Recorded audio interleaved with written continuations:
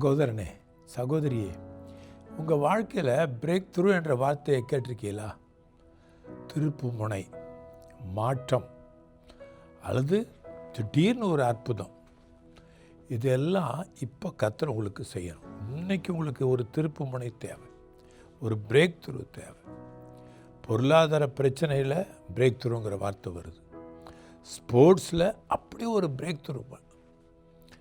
Extraordinary power வந்து என்னமோ செஞ்சுட்டாங்கங்க, அப்படியெல்லாம் திருப்பி போட்டுருச்சுங்க. இப்போது மீகா 2:13 நம்மை உருவாக்கின கர்த்தர் நமக்கு முன்னாலே போகிறாமா? நம்மை உருவாக்கின கர்த்தர் நமக்கு முன்னாலே போகிறார். நமது ராஜா நமக்கு முன்னாலே போகிறார். தடைகளை உடைக்கிறாராம். அது மட்டுமல்ல, அவர் தடைகளை உடைத்து முன்னே போகும்பொழுது நமக்கு எல்லா ஆசீர்வாதமும் வந்துடும்.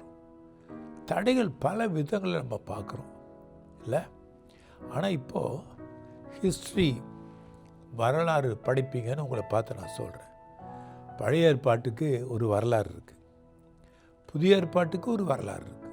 பழைய ஏற்பாட்டு வரலாறு ஆண்டவராக இயேசு வந்த உடனே அப்படியே மாறிச்சு.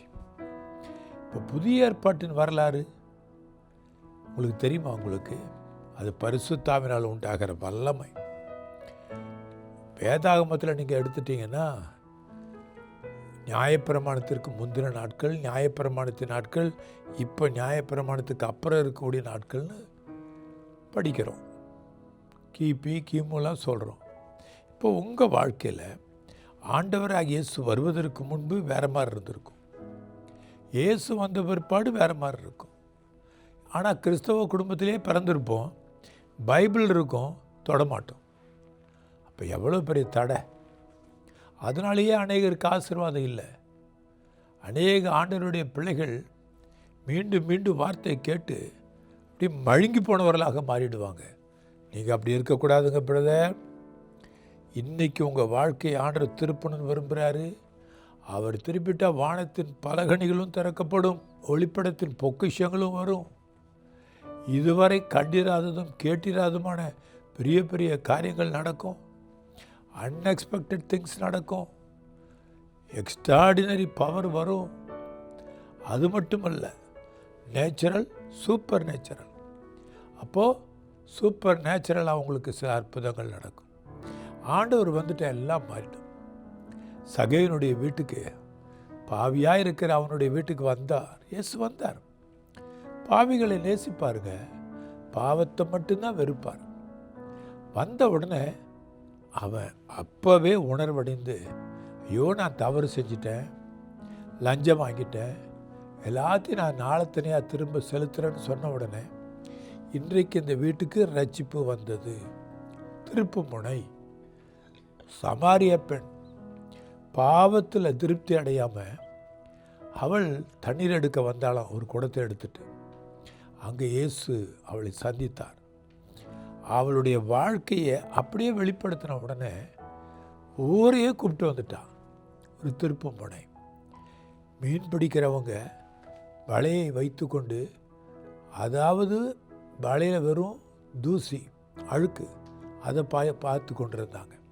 இரவு முழுவதும் மீன் பிடிக்க முயற்சி செய்து மீன் கிடைக்கல. இயேசு அவங்க வாழ்க்கையை மாற்றி மனிதர்களை பிடிக்கிறவர்களாக மாற்றி, ஒரு படகுல 2 படகுகளை நிரம்பத்தக்க அளவுக்கு ஆசீர்வதிச்சிட்டார். கர்த்தர் ஆசீர்வதிக்கும் போது அதை தடுக்க முடியாது, தெரியுமா? கர்த்தர் உங்களை கனப்படுத்தணும்னு நினச்சிட்டா நிச்சயமாக கனப்படுத்திடுவார். உயர்வு வரப்போகுது. உங்களை வாழாக்காதபடி தலையாக்க போகிறார். கீழாகாதபடி உங்களை மேலாக்கிடுவார். அப்போ இப்போ ஜெபிக்க போகிறோம். உங்களுக்கு பிரேக் த்ரூ வரப்போகுது. நெஞ்சில் கை வைத்து கொள்ளுங்க.